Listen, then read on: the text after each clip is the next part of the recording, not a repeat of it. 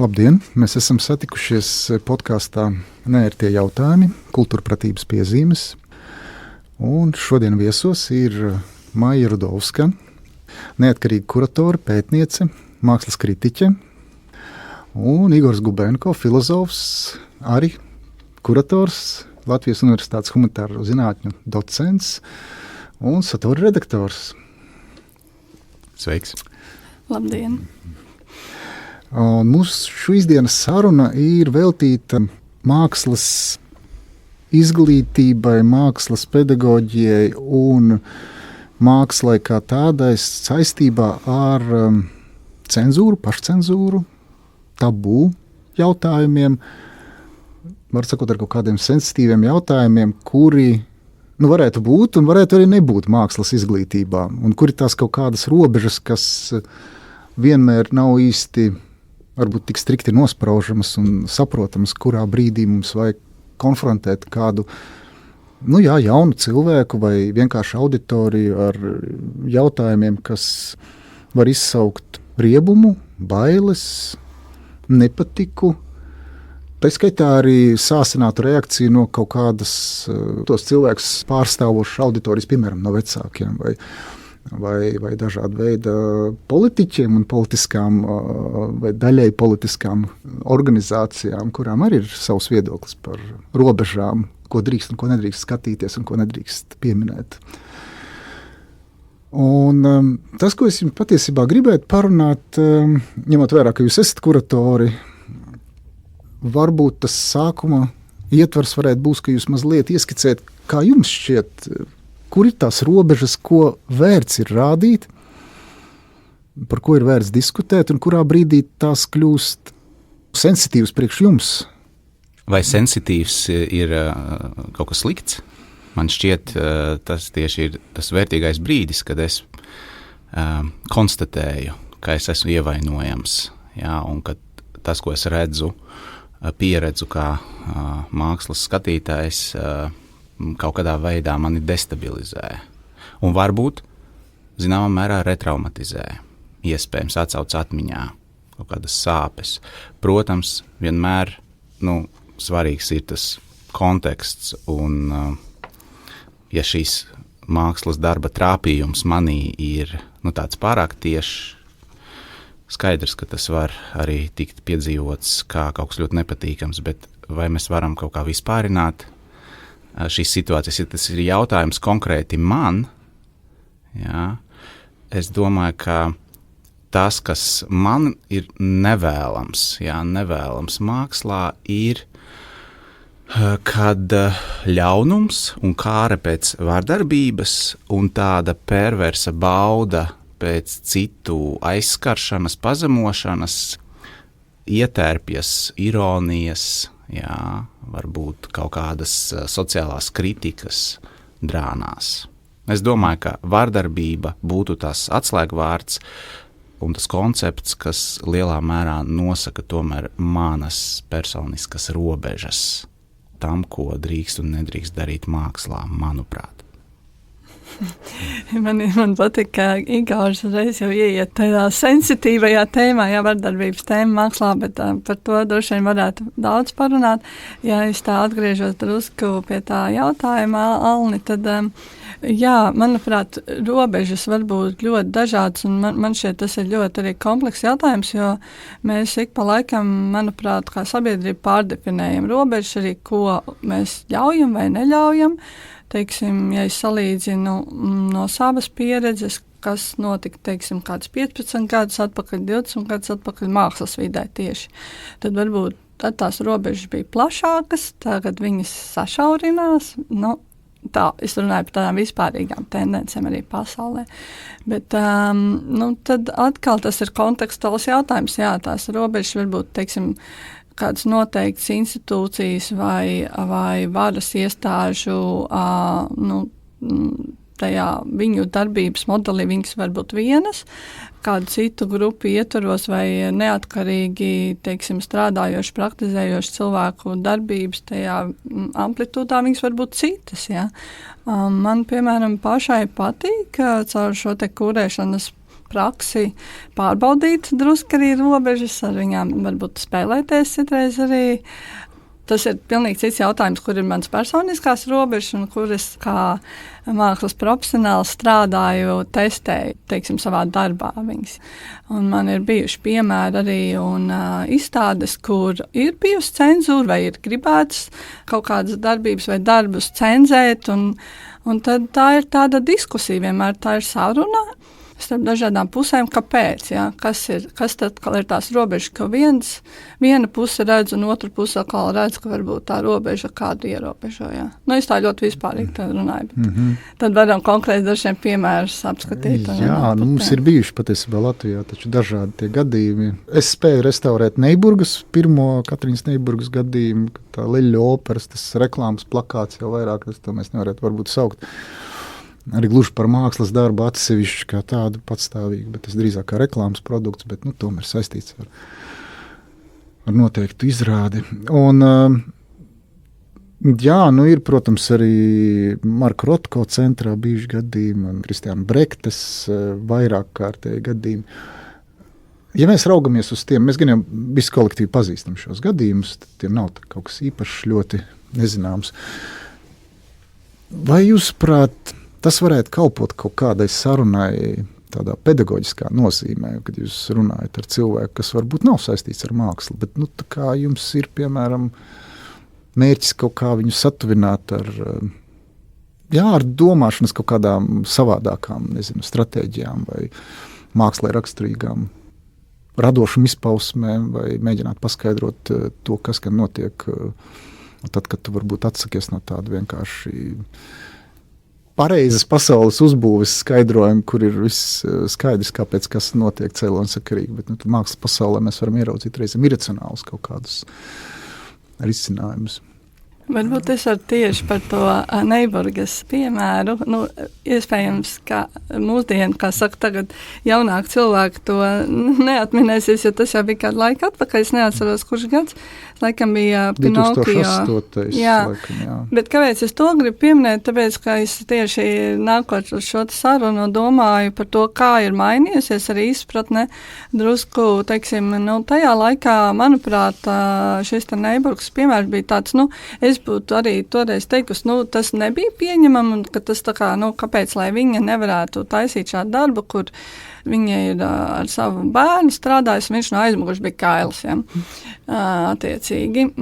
Bet atkal no šī brīža situācijas es sāku domāt to, kādas ir tiesības bērnam, vai viņš ir devis piekrišanu, vai viņa piekrišana īstenībā ir arī vispār atļauja izmantot viņa ķermeni. Ja? Teiksim, manuprāt, tomēr pēdējā laikā mēs neredzam visas tās bēbīšu reklāmas ar plikiem dibentiņiem un tam līdzīgi, ja?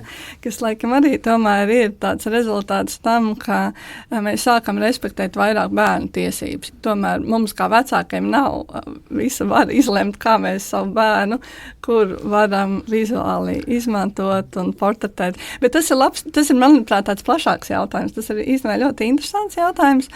Jo arī tas vēsturiski ir dažādi jau uzpeldējis, ir arī zinām fotogrāfs, tagad viņas vārdu uzreiz neatcerēšos, kura savus bērnus, arī citus bērnus ir fotografējusi tīneidžeru vecumu, bet arī mazāks kā diezgan seksualizētus tādus. Tu gan jau domā Sally Mann. Jā, droši vien, jā. Un tur arī šis tāds paceļās kā tāds konceptuāls jautājums, ja, vai tas ir pieņemami vai nav pieņemami.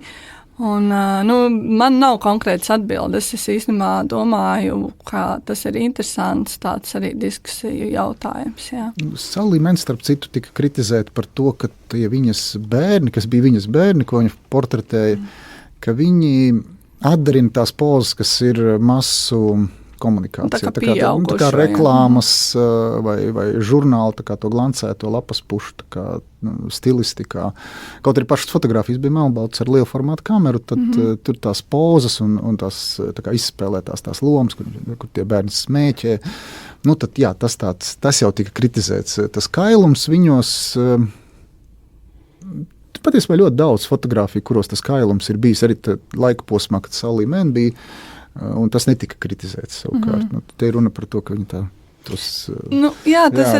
tāds ir kļuvis par tādu drusku sensitīvu jautājumu. Man bija viens piemērs no manas pašas izstādes Prāgā, kur mākslinieks izmantoja dažādas attēlus no interneta, atrastus jaunus zēnus, bet tur nebija seksuālas pozas, bet viņi bija, teiksim, gulēja puspliki, bet viņiem nekādas šīs ģenitālijas netika atsaktas, bet viņi bija kaut kādā veidā tā kā implicēja to ideju par kaut kādu seksuālu tādu arousal, kā saka, to tādu iekāļu truski, ja. Bet, tādā veidā viņš savos darbos atkal runāja par savu traumu un kaut ko savā dzīvē pieredzētu.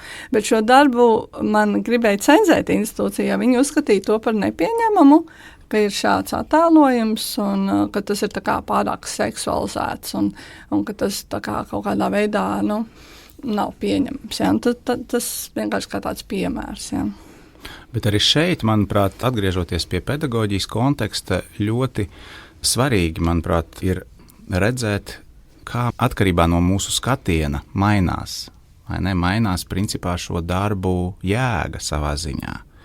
Un arī saruna par to, kā šī skatiena pozīcija iespaido paša satura interpretāciju, arī ir ļoti vērtīga. Ja, iepriekš mēs nesaredzējām to kā problēmu, kā kails bērns figurē mākslā vai kādā arī komerciālā, vizuālā materiālā, bet tagad mēs esam kļuvuši sensitīvāki, jūtīgāki pret varas attiecībām, ja, un to varas asimetriju. Un arī piekrišanas jautājumi, kas globāli, manuprāt, ja, to starp pateicoties feminismam, feminisma 4. vilnim, MeToo kustībai, ir nonākuši ne tikai publiskās telpas epicentrā, bet arī, tiesiskajā sistēmā tiek iestrādāti, kā mēs tagad redzam, ar seksuālās vardarbības definīciju, ja, kas ir pamatota nevis tātad vairs atteikuma, ja, tātad izvarošana nav tad, kad tiek ignorēts nē,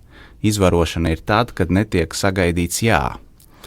Un attiecīgi viss šis konteksts mums arī liek citādi paskatīties. Un jāatzīst, ka, piemēram, ja mēs esam feministi un mēs esam pret seksuālo vardarbību un mēs esam piekritēji, mums būs grūtāk droši vien aizstāvēt arī māksliniecisko brīvību, tomēr lemt un tā kā suverēni, inscenēt, piemēram, nepilngadīgus jauniešus seksualizētās pozās. Bet arī Salijas manas, tas gadījums, es atceros pavisam nesen viņas kaut kādu izstādi, arī tur gandrīz man šķiet vai slēdza, vai tur bija ļoti asi uzbrukumi viņas darbiem kaut kad salīdzinoši nesen, pirms 2 gadiem varbūt tieši pornogrāfijas, bezmaz vai bērnu pornogrāfijas pārmetumus adresējot. Tas padara to sarunu ļoti grūtu, jo no vienas puses mēs zinām, ka māksla nav pornogrāfija. Ja? Mākslinieciskā vērtība ir tas, kas šo pornogrāfijas apvainojumu it kā atceļ. Bet no otras puses, tas ir jautājums par mākslinieku arī varas pozīciju. Un es personiski padalīšos, man arī kā tādam kuratoram, kas strādā ar kvīru mākslu un pašam kā kvīram, tāds viens gadījums vai piemērs, kas man arī ļoti tāda ambivalenta attieksme ir pret Virgiliusu Šontu, tātad ļoti slavenu, sen jau mirušu lietuviešu, arī tādu kvīru mākslas, kvīru fotogrāfijas ikonu. Un viņa darbos, kas bija Latvijā, es nezinu vai un kad, varbūt ir tikuši kaut kur izstādīti, bet es tagad neatcerēšos uz sitienu. Bet viņi tika iekļauti arī tajā izstādē, kas pirms 2 gadiem notika MO muzejā Viļņā, kur Inga Lāce arī piedalījās kā kuratore. We don't do this, manuprāt, tā seksualitātei veltīta Rebeka Polstam bija kuratori vēl, un arī Adams Narkevičus arī bija kurators. Jā. Un tur bija Šontas bildes, seksualizētas bildes ar jauniem, skaistiem vīriešiem, par kuriem arī var jautāt, vai tiešām tā pilngadības robeža tur sasniegta. Un attiecīgi tas ir tāds predatory gaze kaut kādā ziņā, kur atkal, es nespēju to saskatīt tikai kā mākslinieka brīvības un radošuma tādu izpausmi, bet arī kā šo zināmas varas hierarhijas, kaut kādu aspektu. Un man ir grūti līdz ar to noformulēt skaidru pozīciju, bet atkal kritiski runāt par šiem gadījumiem un spēt arī izturēties pret lietām ambivalenti. Tas, manuprāt, ir ļoti vērtīgi. Mēs, diemžēl, dzīvojam laikā, kad šī melnbaltā domāšana ir ļoti normalizēta. Ja? Tu nedrīksti, vai ne, tur vai melns vai balts ļoti daudzos jautājumos. Un skaidrs, ka tad, kad mēs runājam par Krievijas karu Ukrainā, tā ir viena tēma, bet manuprāt, ļoti nevēlami, ka šī attieksme melnbaltā tiek it kā izplatīta uz daudzām citām jomām. Man šķiet, ka ambivalence un spēja saskatīt vairākus vēstījumus vienlaikus ir neatņemama mākslas, un man gribētos domāt arī pedagoģijas, izglītības, līdz ar to arī tās personības, ko mēs izglītības sistēmā cenšamies veidot vai ļaut tai veidoties, neatņemama šķautne. Man ir dažas tikai remarkas par to Igoram. Paldies par to, ka pieminēja, ka māksla nav pornogrāfija. Starp citu, Tomasam Rufam ir tie pārfotografētie porno video darbi. Tās robežas bieži vien nosaka, laikam jau tās institūcija telpas, kurā brīdī vienā gadījumā tas ir lēts produkts, pēdiņās lēts produkts, ko ir nepiedienīgi aplūkot, un citā gadījumā, līdz ko tu ienes muzeja telpās, tas kļūst par pašām personām lietu, ko kolekcionēt un iegādāties un vairot savu labklājību, pārtirgojot vēlāk. Bet patiesībā par Virgiliju Šontu arī paldies. Viņam kā reiz tikko bija nesena retrospekcija Šauļu fotogrāfijas muzejā. Viens no maniem mīļākajiem autoriem, bet es arī atzīstu to, ka tur ir ļoti kontroversāli. Jāatzīst gan arī ļoti sena laika posma darbi, traģiski mirušā Virgilija Šonta izpildījumā. Un tie kaut kā, laikam, to cita laikmeta elpu saglabā, bet mūsdienu gadījumā tie, es domāju, pedagoģijā jo īpaši būtu ļoti sarežģīti. Un tas, ko es vēlētos, varbūt mazliet mūs piezemēt šajā sarunā ja jau mēs nonācam līdz kailiem ķermeņiem, tad kur ir tās robežas drīzāk par to, ko mēs varētu tā ņemot vērā, zinot gan likumības kaut kādus grozījumus, kas gan negluži attiecas uz radošu pašizpausmi, bet tomēr pedagoģijas ietvaros tie tiek attiecināti, lai skolotājs varbūt vai cilvēks, kas vispār grib ar attēliem strādāt un runāt par tiem, kas varētu būt tās idejas, kad mēs vienkārši redzam gleznu reprodukciju, ļoti vēsturisku gleznu reprodukcijas, kuros ir kails ķermenis, lai nebūtu bail to varbūt pieminēt vispār. Es tiešām baidos, ka fotogrāfija varbūt nav tas labākais, jo tas varētu izsaukt tiešām ļoti polarizētus viedokļus un arī varbūt nebūtu efektīvi pedagoģijā tādu kaut ko izmantot, jo tas izsauktu arī no skolnieku puses neproporcionāli kaut kādu reakciju, kuru nevarētu pēc tam arī apturēt. Bet ir jau arī samērā vienkārši piemēri, manuprāt, kur vispār mēs varam runāt, ka mēs taču neizliksimies tagad, ka jauni cilvēki, kas jau ir 3. 4. klasē apskatījuši sociālos mēdījos visu un sazina, kur vēl visu, ko nav redzējuši kailu ķermeni. Viņi visi ir redzējuši. Un tad kāpēc par to dabisko arī reizēm nerunāt, ka tas tiek kaut kur reproducēts, rādīts un ir kaut kāds noteiktā laika posmā mainījušies viedokļi. Kas varētu būt tās idejas, varbūt par ko sarunāties vispār, domājot kaut vai par kaut kāda kailuma parādīšanos, tieši no vizuālās kultūras, nevis varbūt. Varbūt arī sociāla mediju konteksts ir svarīgs un tādu masu kultūras attēlu. Jā. Es varbūt varu pakomentēt ātri, atkal no savas pieredzes. Es ļoti ilgu laiku atpakaļ, 50 gadus atpakaļ piedalījos dažu izglītības līdzekļu veidošanā skolām, tieši mākslas grāmatu tapšanā. Tas bija vidusskolē, tas nebija 4. klasē, bet arī mazākām klasēm bija. Un toreiz mēs sastapāmies jau ar tādiem, komentāriem, laikam no dažu skolotāju puses, piemēram, tika iekļauts viens darbs, bija Magrita darbs, kur ir sejas vietā kailais sievietes ķermenis, tā neatceros, kā to darbs, tas ir diezgan zināms darbs arī īstenībā. tad bija reakcija jau, ka kā tas nākās, ka kaut kas tāds iekļauts, bet tas ir klasiķis, ja? Un Abramovičs bija, protams, un tas jau bija vēl pat lielāka reakcija. Ja? Un man ir arī pedagoga izglītība, un es toreiz, es vēl biju ļoti jauna, bet es domāju par to, protams, kā bērniem sākt pasniegt to arī, kas ir laimtiemāks, kā tieši runāt par šiem tie jautājumiem. Un, manuprāt, protams, ka par tiem ir jārunā. Es nezinu, kā tagad tas notiek skolās. Varbūt, ka vispār neviens neko nestāst. Es nezinu, varbūt tieši otrādi. Bet tad tas bija, pat ne ka skola, bet tas laikam bija pat no izglītības ministrijas puses, ka kādam nepatika, ka mēs bijām iekļāvuši jau šo materiālu tajās grāmatās. Man pašai uzaugot, 80. beigās, 90. gados, man šķiet, mēs ļoti progresīvi toreiz domājam par šiem jautājumiem jau tad skolās. Ja mums bija gan veselības mācība, gan mums 7. klasē rādīja, kā uzvilkt prezervatīvu banānam. Šīs lietas, kas, man liekas, bija mums, es nezinu, es neesmu uzaugusi tādā tik konservatīvā vidē, lai es redzētu, ka tā ir tāda milzīga problēma. Ja, teiksim, kā runāt par kailiem ķermeņiem, mākslu, man liekas, vispār lielisks veids, kā par to runāt dažādos veidos. Ja. Bet, protams, šo tikamības mācību un visiem tiem aspektiem tur varētu būt atkal cits problēmas. Nezinīgi, kāda tev komentāri. Man ir komentārs par to, kāpēc mēs kaut kā īpaši rūpīgi piedomājam pie tā satura, ko mēs izglītības procesā pieļaujam, ja mēs zinām, ka vairums bērnu visu kaut ko jau ir redzējuši sociālos tīklos.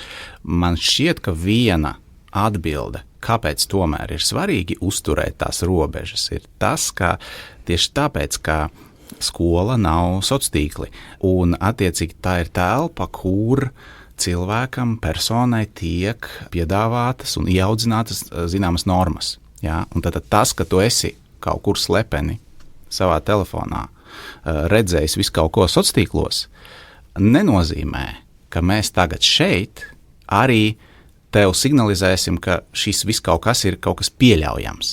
Ja? Tāda varētu būt tāda disciplināra argumentācija, kāpēc tomēr nē. Tas, ko viņi redz savās mājās, savos telefonos, tas, ko viņi apspriež savā starpā, tā ir viņu lieta, mēs par to neatbildam, bet viņiem ir jāapzinās, ka tas ir kaut kas transgresīvs, ka tas ir zināms pārkāpums vai katrā ziņā, jā, ka tā nav norma. Tā līdzīgi kā mēs 90. gados, kā saka, pornogrāfija arī meklējām kaut kur pa stūriem, ja, un, protams, kāds bija kaut ko redzējis, bet tas nebija plaši pieejams, tas nebija kaut kas tāds, ko tu varētu tā vienkārši, skatīties, jā, tu neskaties to ikdienā.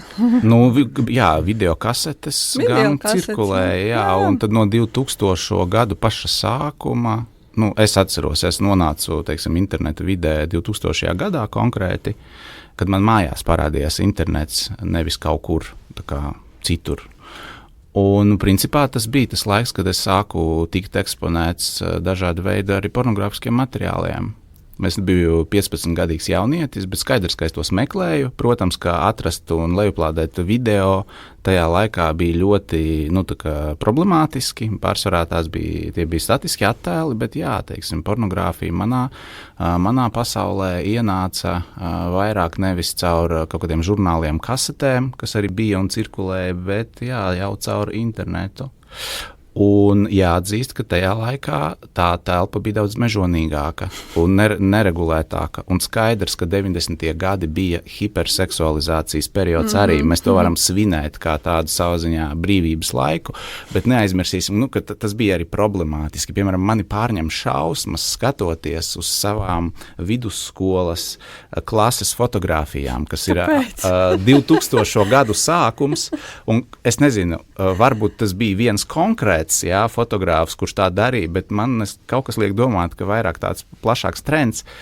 Ļoti seksualizēts arī tas inscenējums. Attiecīgi es redzu, ka man klēpī tur sēž klases biedrene, kura nebija nevienā brīdī kaut kāda mana draudzene, ar kuru mums nebija nekādas intīmas attiecības, bet vienkārši tā klases bilde tajā 2002. 2003. Gadā tika tā inscenēta kā kaut kas tāds, kur šī intimitāte ir kaut kas pašsaprotams un forši. Mani tas bišķiņ skatoties atpakaļ biedē, un es to neatpazinu nevienā mirklī kā problēmu tajā brīdī.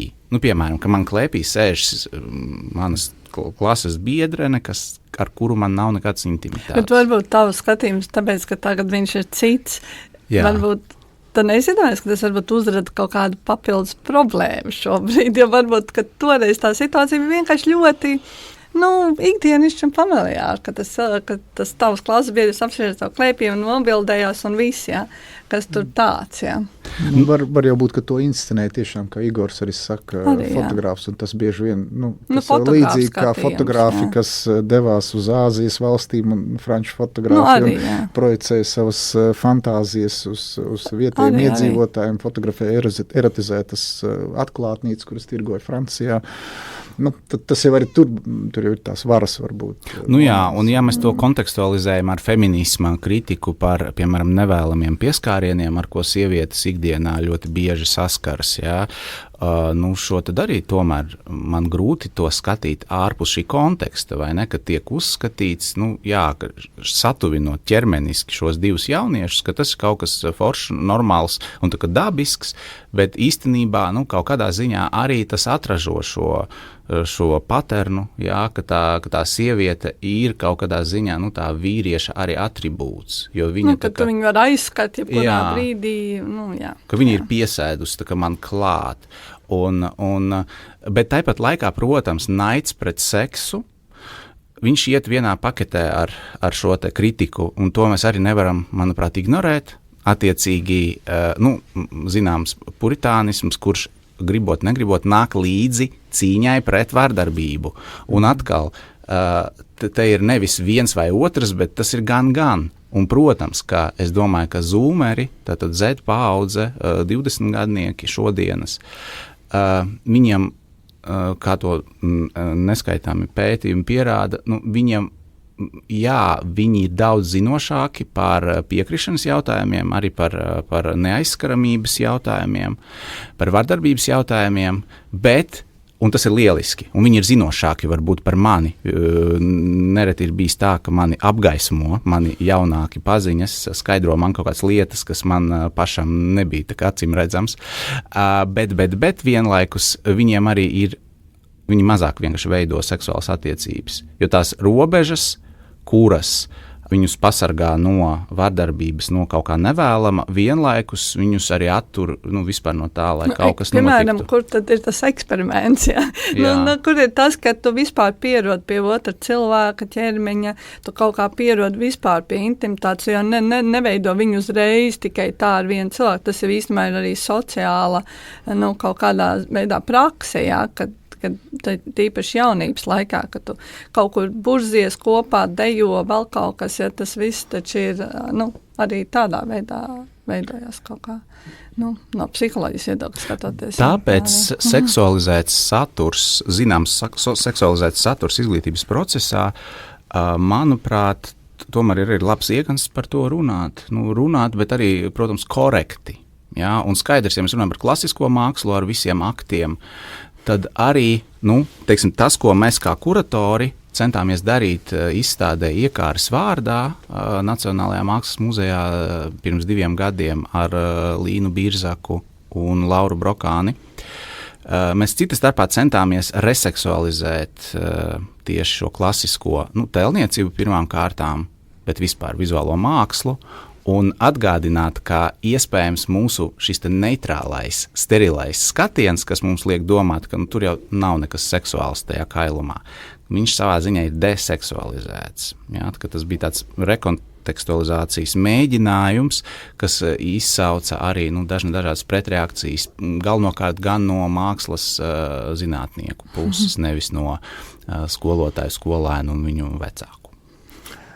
Klausoties šo, man atmiņā ataust sociālajos mēdījos viens attēls no skola kaut kura gada izstādes, kur viens profesors bija nofotografējies ar studenti, vai topošo vai esošo studenti, un tas tika nopublicēts sociālajos mēdījos, un viņš bija uzlicis roku viņai ne uz pleca, bet uz gurna sanāk tā kā apskās. Tur nekā jau visdrīzāk viņa prātā, tur nekas neveidojās tāds īpašs, bet dzirdot, Igor, tavu stāstījumu par izlaidumu bildi, kas tev arī tagad izsauc dalītas jūtas visdrīzāk.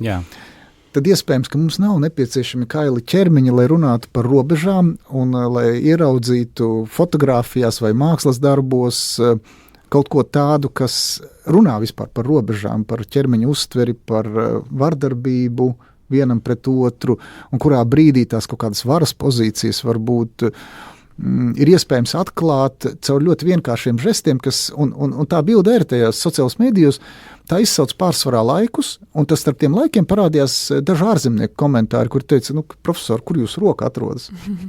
Es atgādināšu. Un tas ir tas interesantais moments, kas, man liekas, caur to vienkāršo bildi tur var ieraudzīt to, ko varbūt paši tie bildes subjekti tā kā neredz un nejūt īsti kā problēmu. Es atgādināšu īsi, ka operas Puisīša skandāls arī, manuprāt, sākās pēc tam, kad kāds ārzemnieks ieraudzīja šo reklāmu lidmašīnas žurnālā.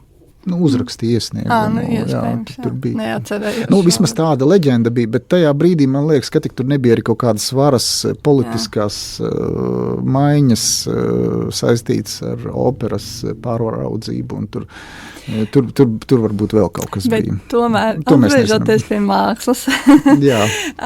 es nezinu, es esmu laikam pati vairāk interesēta, lai ir iespējams tādas plašākas robežas arī mākslā, un tur gan man rodas jautājums, tad jā, kā tad mēs, nosakām tās robežas, ko tad tas mākslinieks, piemēram, drīkst vai nedrīkst. Principā es uzskatu, ka mākslinieks drīkst visu.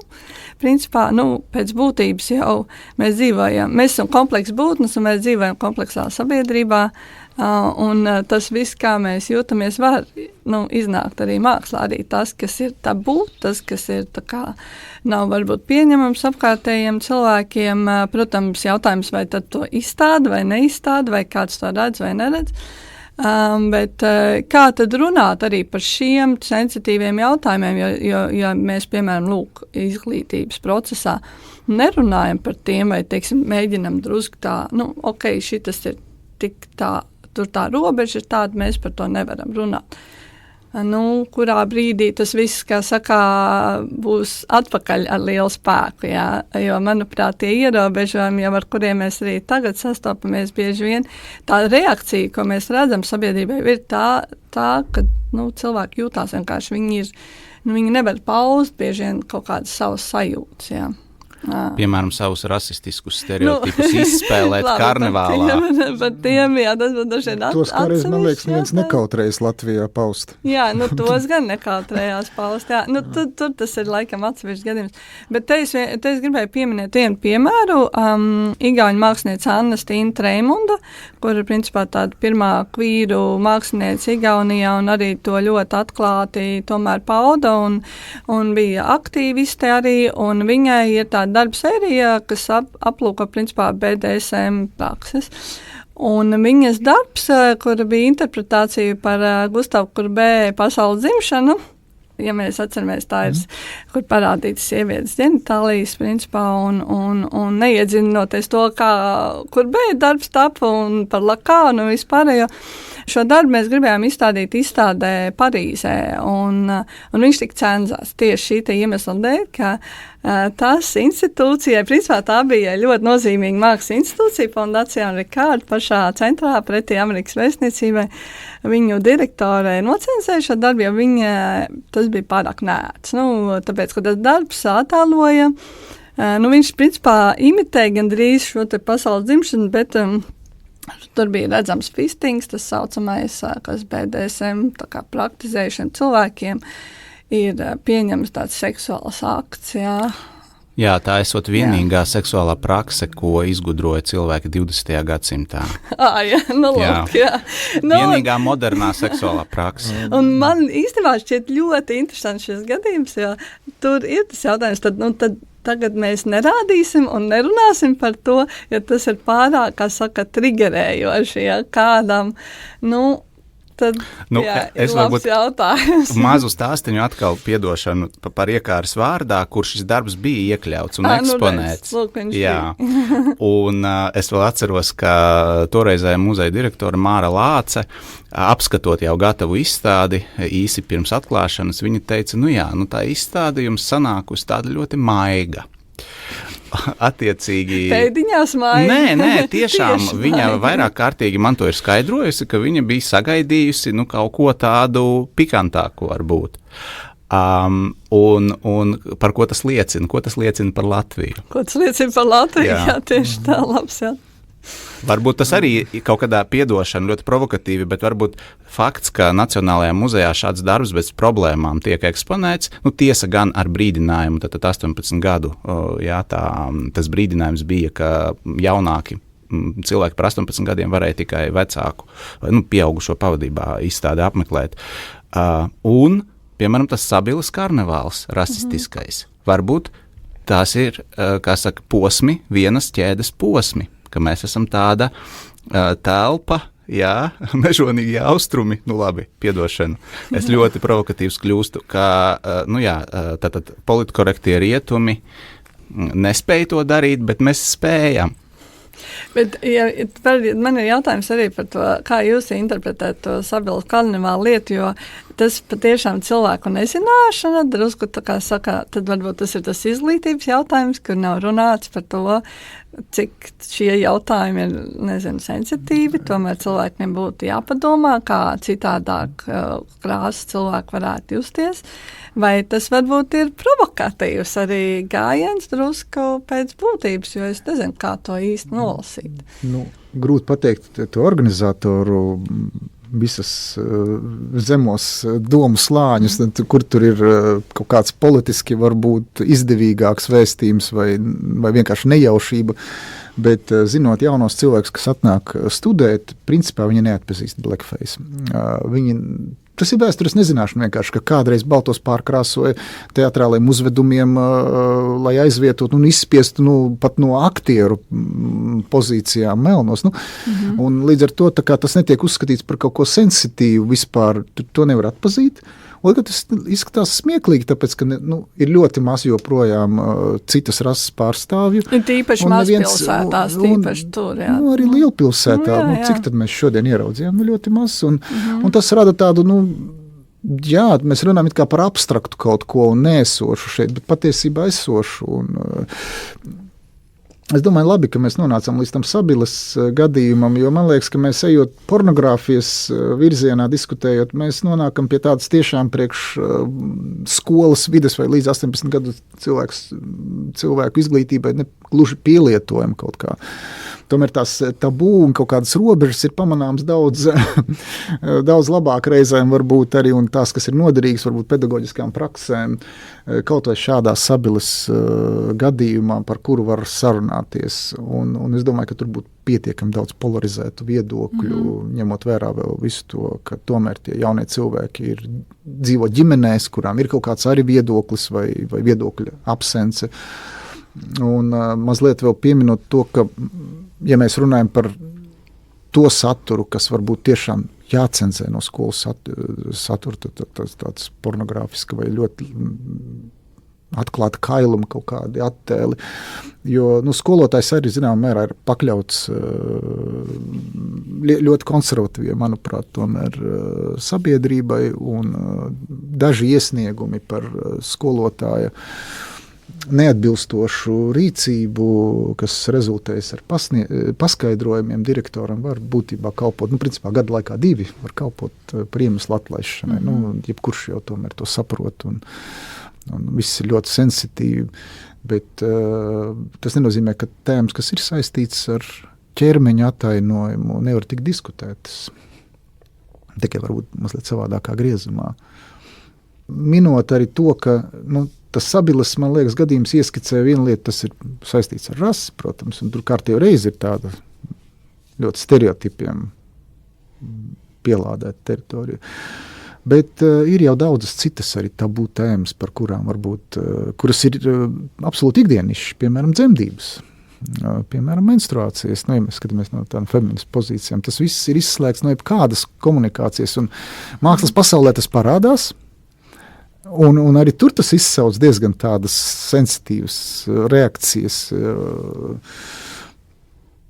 Jā, es varētu atsaukties arī uz savas kuratoriālās prakses pašu sākumu, kad pirmā izstāde, kur es biju kurators, Daniels Vētras Declaration of Independence Rīgas laikmatīgās mākslas telpā, un tā kādreiz bija veltīta šim reprodukcijas jautājumam un piedāvāja tādu diezgan provokatīvu, es teiktu, varbūt radikāla feminisma skatījumu uz sievietes ķermeni kā reproduktīvu mašīnu. Jā.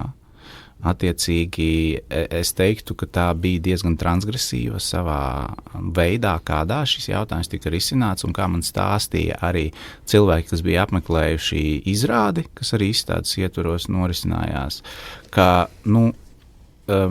ka tur kādreiz nebija viņuprāt pietiekami signalizēts, jā, cik tomēr grafisks būs tas vestījums un attēlojums, jo tas raisīja kādas nepatīkamas sajūtas, jā, sievietēm konkrēti, kuras to apmeklēja. Bet atkal šeit ir tas pats, vai ne, slēgtās mākslas pasaules faktors, ja tas nav kaut kur publiskajā telpā ļoti plaši pieejams, jā, ja tā ir izstāžu zāle, uz kuru atnāk tie, kuri jau zina, ka viņi grib tur atnākt, parasti tas neraisa nekādu tādu plašāku rezonanci. Un tajā gadījumā arī vienīgā tāda asa vēršanās pret šo izstādi, neskaitot niknus komentārus sociālos, bija tas, ka tika norauts izstādes plakāts tieši Vecrīgā ārpus šīs izstāžu zāles, tātad vietā, kur garām gāja tie cilvēki, kas nav laikmatīgās mākslas patērētāji.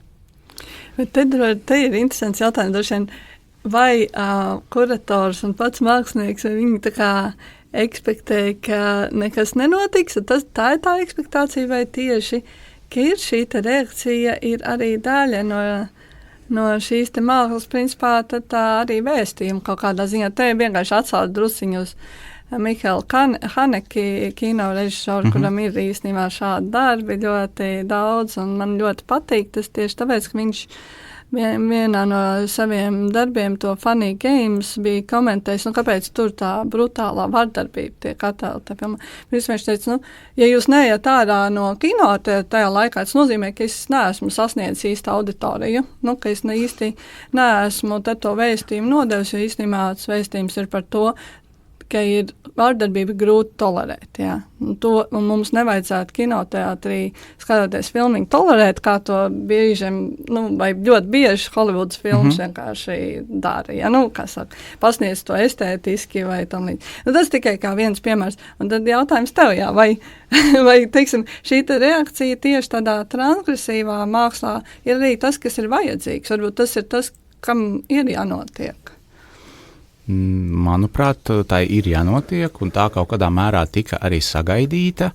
Un atkal šis jautājums par robežām un robežu šķērsošanu, man šķiet, ka tas ir svarīgs arī attiecīgi šī robežu uztaustīšanas šķērsošana. Mākslā ir svarīga, tāpēc, ka tā paplašina mūsu skatījumu uz it kā ļoti fundamentālām un pašsaprotamām lietām. Jā, arī ārpus mākslas. Un šeit, es neuzskatu, ka tas konkrētais darbs bija ietvēra kādu aktīvisma elementu, tādu ļoti nopietnu, bet savā ziņā māksla rezonē arī sabiedrībā, jā, attiecīgi ar mūsu priekšstatiem par normām, par to, kā vajadzētu vai nevajadzētu būt. Un ja mākslas darbs paver kaut kādu negaidītu, un iespējams nepatīkamu, nevēlamu skatu punktu uz kaut ko ļoti būtisku, man šķiet, ka tas var būt arī vērtīgi. Ja? Arī teiksim, ja māksla mani aizskar, paškritiski, pašrefleksīvi apdomāt, kāpēc tas notiek, ko manī tieši tā aizskar, ja? Par ko tas liecina, kas ir tas simptoms manī, kas liek man sajust kaut kā īpaši konkrētu mākslas vēstījumu. Kāpēc man ietrāpa tas? Tas droši vien ir labs mākslas darbs, jā, kurš norezonē pēc tam ilgākā laika posmā, kad cilvēks varbūt viņam ir bijusi sākumā negatīva reakcija, bet iespējams, ka pēc tam viņš viņu kaut kā pārdomā, viņš kaut kur redz, ka viņa atbalsojās kaut kādos veidos, jo principā jau mākslai nav jāizklaidē, un arī, ir mākslas izklaidē, bet principā jau māksla ir jāpaplašina šīs te robežas, jā, kaut kādā ziņā, tur ir tas, manuprāt, arī tas izglītojušies aspekts pašā dziļumā jau, ka tāpēc jau mēs strādājam ar apziņu un zemapziņu tur, jā. Tur nāk ārā ļoti daudz, kas. Igor, tad pievēršoties vienai no pēdējām tevis kūrētajām izstādēm, es vismaz tā domāju, tā Jelenas Glazovas izstāde. Ja mēs tagad uz turienu vedam jaunus cilvēkus, par ko mēs tur varētu sarunāties, lai tikai neizsauktu hikināšanu un tādu, nezinu, kaut kādas dīvainas reakcijas un kādu vecumposmu tad tavuprāt ieteikt. Un nedomājot varbūt par kaut kādiem noteiktiem juridiskiem regulējumiem vai kaut ko, bet kā tavuprāt tas šķist, ko mēs varētu iesākt ar tāda tipa darbiem? Cik man zināms, institūcija nav definējusi šai izstādē nekādu robežu, vecumu ierobežojumu. Es domāju, man tas pilnīgi apmierina kā kuratoru, lai tur nāk jebkura vecuma bērni. Labi, bet ko tu stāstītu viņiem tagad? Izņemot, ņemot vērā to, ka viņiem nav grāda filozofijā, ka viņi nav īpaši veci cilvēki ar lielu pieredzi. Pieņemsim, 8. klase, kaut kā tā. Es varbūt parunātu par reliģijas un seksualitātes attiecībām. Es noteikti gribētu runāt par feminismu un tādu falocentrismu, androcentrismu plašāk, kā tādām arī antagoniskiem spēkiem sabiedrībā. Es noteikti aicinātu viņus lasīt varbūt Jelenas Glazovas dzeju,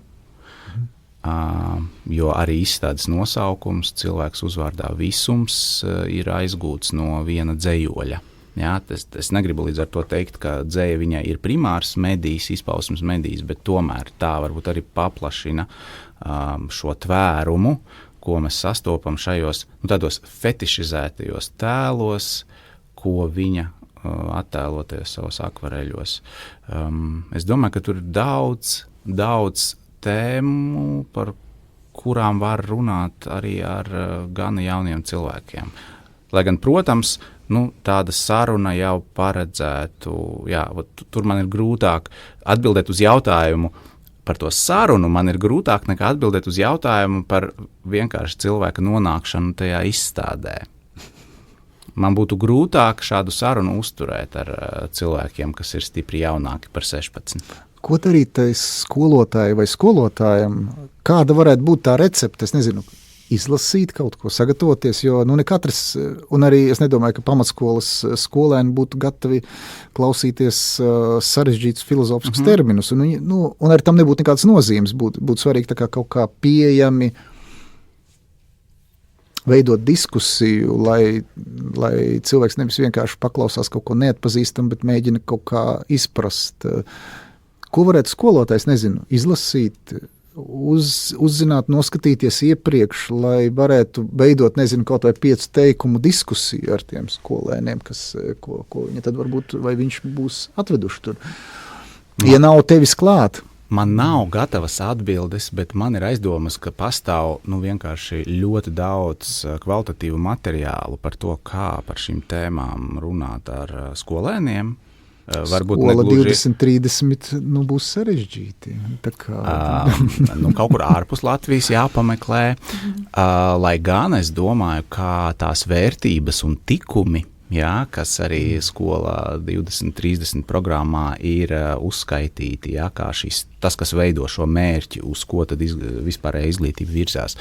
Tur jau arī varētu atvedināt tomēr no brīvības, un citām, autonomijas, visiem šiem konceptiem varētu atvedināt, kāpēc kaut kas tāds ir svarīgs, un kāpēc māksla, kā mākslā mēs redzam ķermeni, kāds šis ķermenis tur parādās, ka iekāre ir, un seksualitāte līdz ar to viena no ķermeņa neatņemamiem elementiem, Un arī, visas tās transformācijas metamorfozes, ko šis ķermenis piedzīvo šajos darbos, var skaidrot arī caur mākslas vēsturi, caur antīko literatūru, mitoloģiju, meklēt kaut kādus arhetipiskus tēlus tur, un tad arī runāt, nevis caur tikai Jelenas praksi, bet kaut vai caur antīko mitoloģiju. Medūza, kā šīs kastrācijas simbols, piemēram, ko viņi ļoti daudz strādā ar šo kastrācijas ideju, kā varas atņemšanu, patriarchātu iebiedēšanu savā ziņā. Skaidrs, ka tās ir sarežģītas tēmas, bet palasiet sengrieķu traģēdijas, palasiet ķēniņu Oidipu, palasiet Freidu. Manuprāt, Freida psihoanalīze ir nepārprotams tāds intelektuālās vēstures moments, par ko arī ir jārunā cita starpā ar skolēniem. Nevis to prezentējot kā tādu mūsdienīgu paraugu tam, kā mēs skatāmies uz seksualitāti, bet kā ļoti svarīgu posmu mūsu intelektuālajā vēsturē, kad faktiski aizsākās gan psihoterapija kā tāda, tātad mēģinājumi risināt psihiskās problēmas sarunā, gan arī tika piedāvāts ļoti inovatīvs skatījums uz psihi, uz personību, un tāpat jau pieminētā bezapziņa tika atklāta, kas ir nenoliedzams fakts.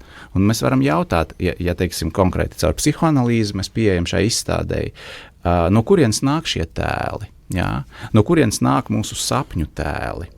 Paskatīsimies uz seriālisma vēsturi, piemēram, mākslā. Arī seriālisti ļoti tiešā veidā inspirējās no Freida, no psihoanalīzes. Tātad bezapziņas atraisīšana, kaut kas mūsos, ko mēs īsti nekontrolējam, nesaprotam, bet kas tomēr mūs kaut kur virza. Attiecīgi arī saruna par mūsu aģenci savā ziņā, ka mani dzīvē nereti bīda kaut kādi spēki, kas man nav saprotami. Es kāpju uz kaut kādiem grābekļiem, vai es atkārtoju kaut kādas šķietami bezjēdzīgas rīcības atkal, un es apzinos, ka tas ir bezjēdzīgi, bet es arvien to daru. Varbūt tas jau ir bišķiņ par tālu, bet katrā ziņā ir dažādi veidi, caur mākslas vēsturi, caur intelektuālo vēsturi, caur arī kaut kādām laikmetīgās kultūras citām referencēm, kā feminisms, kā tāds, uz to paskatīties. Es varbūt tā ātri piebildīšu, neesmu īsti redzējusi Jeļena šo te izstādi, bet es zinu, ko Jeļena dara. Man vispār šķiet, varbūt atbildot tā uz to Āļņa jautājumu, tur jautājumu droši vien arī kādu vecumposmu bērni, jo, protams, ka vidusskolai tu vari stāstīt par izstādi vairāk varbūt no tāda intelektualizēta skatu punkta, bet, teiksim, tai pašai pamatskolai tur taču ir arī tik dažādas metodes, kā iet un piedzīvot izstādi, nevienmēr, es uzskatu vispār nevienmēr izstādēji jābūt obligāti bērniem jāuztver tas vēstījums, kas tur ir tai izstādē. Viņi iet, principā, piedzīvot izstādi vispār kā tādu, piedzīvot mākslu kā tādu pēc būtības, un es esmu runājis ar daudziem cilvēkiem, šeit arī, manuprāt, to tomēr praktizē arī Skandināvijā, ka bērns jau no ļoti maza vecuma, viņš tiek, tā exposed, viņš tiek tā kā ļoti bieži nonāk tās mākslas klātbūtnē, ļoti dažādas mākslas klātbūtnē, un tas nenozīmē, ka viņam tas ir jāsaprot uzreiz, kas tur tajos attēlos ir, vai kas tur domāts, vai kāda simbola metafors vai tam līdzīgi, bet viņš mācās šo te vizuālo valodu no dažādiem tā kā skatpunktiem, varbūt arī šādā izstādē citreiz, jo tas ir kaut kas, ko tu vienkārši redzi, un tu to apstrādā kaut kādā, pedagoģiskā nodarbībā, kas varbūt ļoti vienkārša, kas varbūt ļoti elementāra, bet pēc tam tas materiāls jau kaut kur viņš tiek apstrādāts, kaut kur tā vizuālā valoda, viņa pēc tam iet tālāk, un tādā ziņā man šķiet, ja teiksim, izglītības programmās, ja tur nav integrēts jau iekšā tas, ka tev ir regulāri jāiet jāskatās mākslas izstādes un regulāri tā kā jānokļūst varbūt šajās sarunās arī par mākslu, tad vienkārši pēc tam jau to ir ļoti grūti ielikt iekšā tam jaunajam cilvēkam. Pēc tam arī mums kā mākslas profesionāļiem principā arī nākās strādāt ar to auditoriju, kuriem vispār nav nekāda apjausma par to, kas ir tā mākslas vide, kas ir tās viņa vajadzības, kas ir mākslinieks, ko viņš dara, vai kas vispār ir mākslas darbs. Ja? Un tas, manuprāt, ir ļoti, ļoti svarīgs aspekts, ka dažiem mūsu izglītībā šobrīd pieklibo diezgan pamatīgi, jā. Vēl jau jāņem vērā visa mākslas vai laikmatīgās mākslas infrastruktūra Latvijā. Tieši tā. Izbraucot ārpus Rīgas, labi, vēl ir dažas vietas, kur ir laikmatīgās kaut kādas mākslas, iedīgļi, teiksim, principā nav jau pieejams. Jebkurš skolotājs nevar pat no salīdzinoši normālas Latvijas izmēra mazpilsētas nokļūt tad, kad ir vēlēšanās kādā izstādē. Tas tāds ļoti sarežģīts izaicinājums. Jā, pašiem skolotājiem jau nav izveidojusies ļoti bieži šī izglītība vispār kā runāt par mākslu. Ja? Un Igora Gubenko pieminētās tēmas, par ko tur varētu runāt, te ir atkal labs jautājums, vai kaut kas no tā vispār ir skolotāju izglītības programmās, un es baidos, ka daudz kas nav.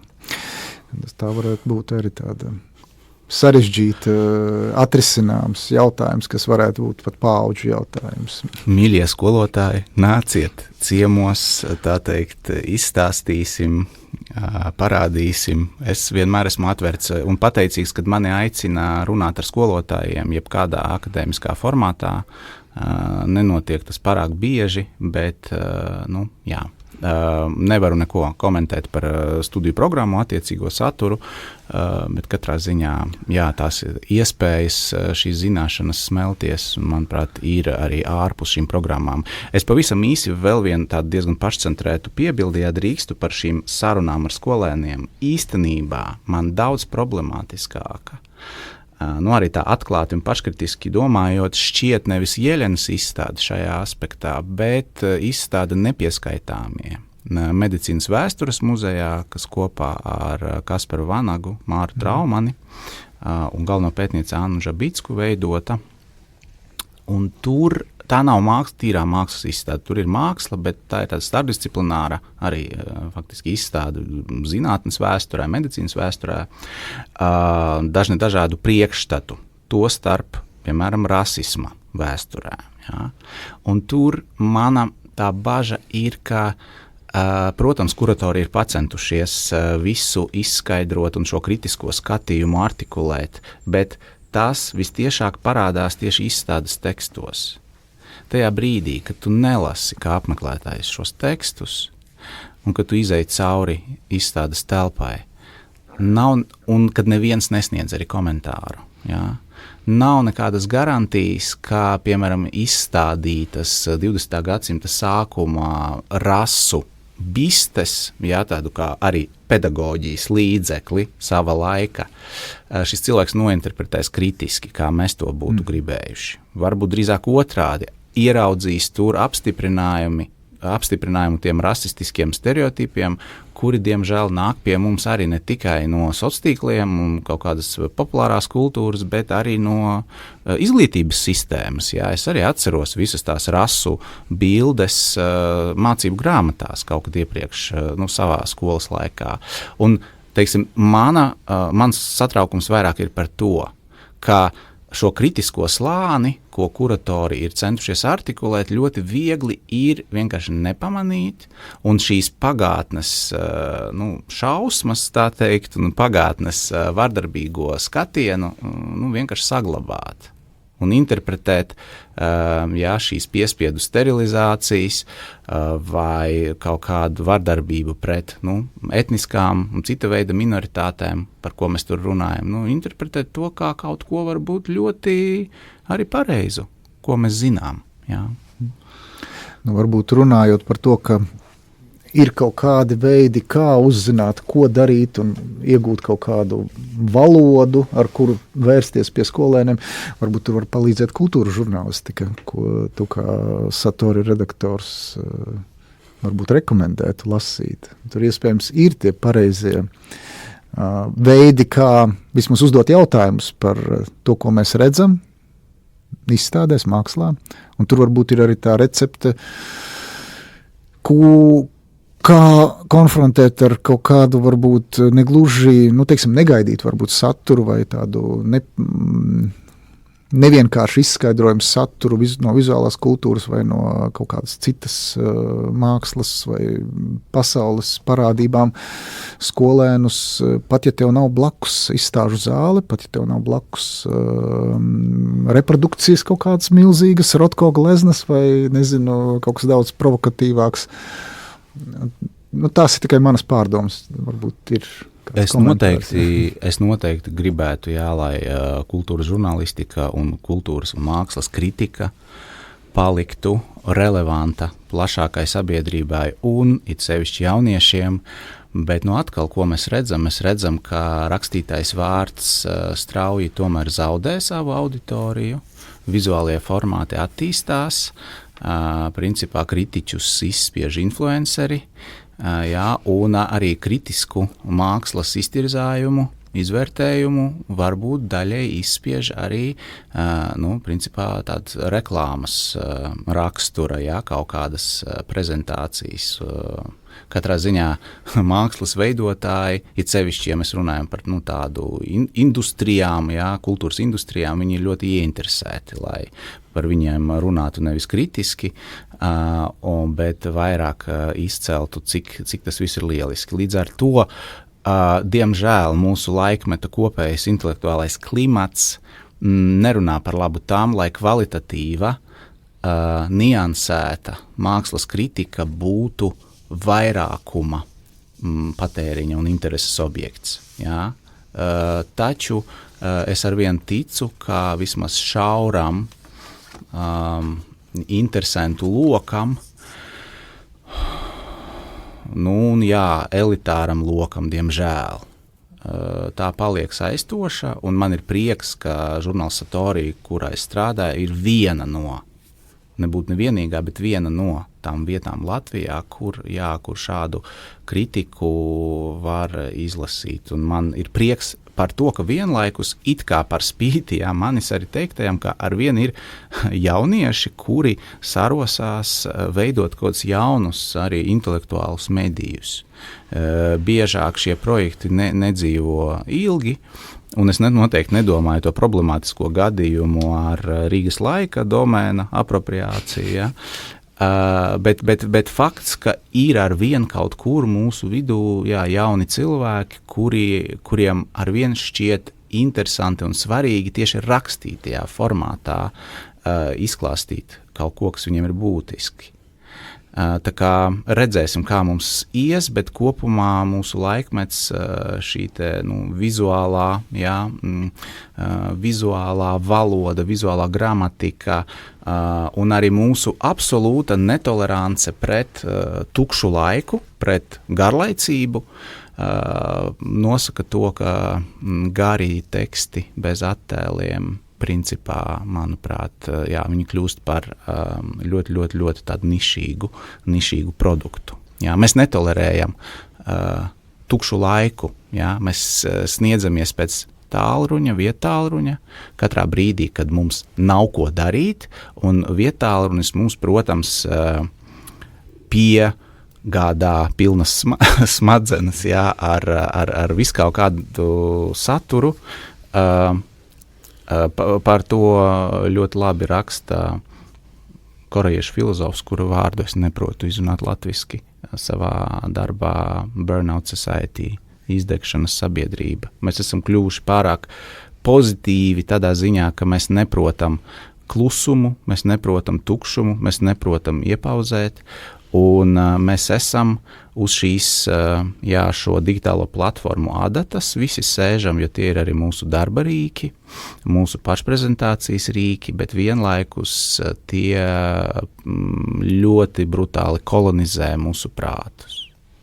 Šīs digitālās platformas, kas nemitīgi piepilda mūsu smadzenes ar nevajadzīgu saturu.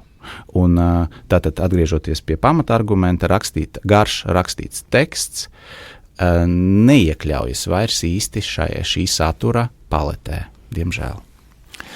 Nākotnes perspektīvas arī nav ļoti spožas attiecībā pret tekstu lasīšanu un to patērēšanu, bet drusku piebilstot par šo jautājumu, manuprāt, tomēr mākslas vidas cilvēkiem, es nezinu, mans tāds, uzdevums arī pēdējā laikā ir attālināties no šī elitārisma un, ja mēs gribam dzīvot sabiedrībā tomēr, kur ir šī iecietība, robežas nostādītās vai izpratne par dažādību, par citādu un tam līdzīgi, tad ir jācenšas uzrunāt tomēr pēc iespējas vairāk cilvēki jau agrīnā vecumā, tomēr māksla kultūra to var izdarīt, un tur, manuprāt, ir jāmeklē tie instrumenti tādi, kas ir piemēroti šī brīža tai jaunākai paaudzei.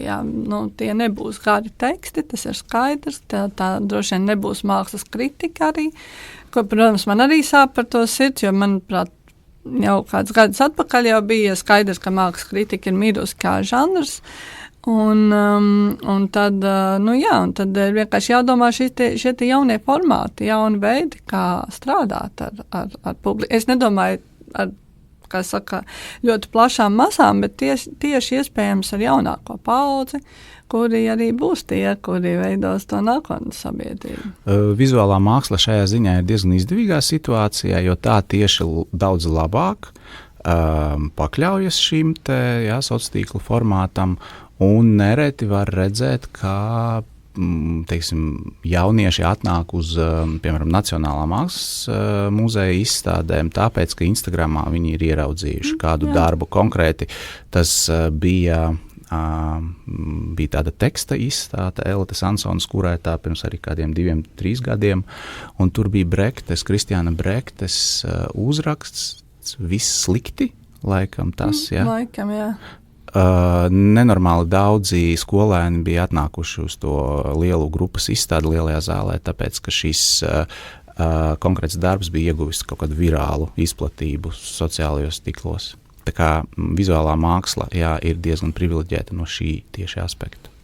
Es domāju, ka mēs esam pietuvojušies kaut kādām simboliskām beigām, un, protams, vizuālā māksla ir ieguvēji no sociālajiem mēdījiem, bet arī pašā laikā, protams, platforma estētika to arī ierobežo, liekot adaptēties māksliniekiem un tiem, kas mēģina kaut kā komunicēt ar to, adaptēt pašu mākslu. To mēs arī redzam gan no jauno filmu estētikas, ka tās tiek filmētas, lai cilvēks varētu skatīties tajā triciklīgajā mazajā ekrāniņā, un attiecīgi mums nekādi tādi meditatīvi plaši plāni un ainaviski vērojumi vairs nav vajadzīgi pat filmās, jo tas vienkārši nav vedinot, klikšķināt tālāk to skatītāju, kurš pieredz pie īso formātu, tādas ievilkošās estētikas, kas uzreiz visu parāda mums dažās sekundēs un liek mums ātri nolasīt, lai arī kas tas būtu.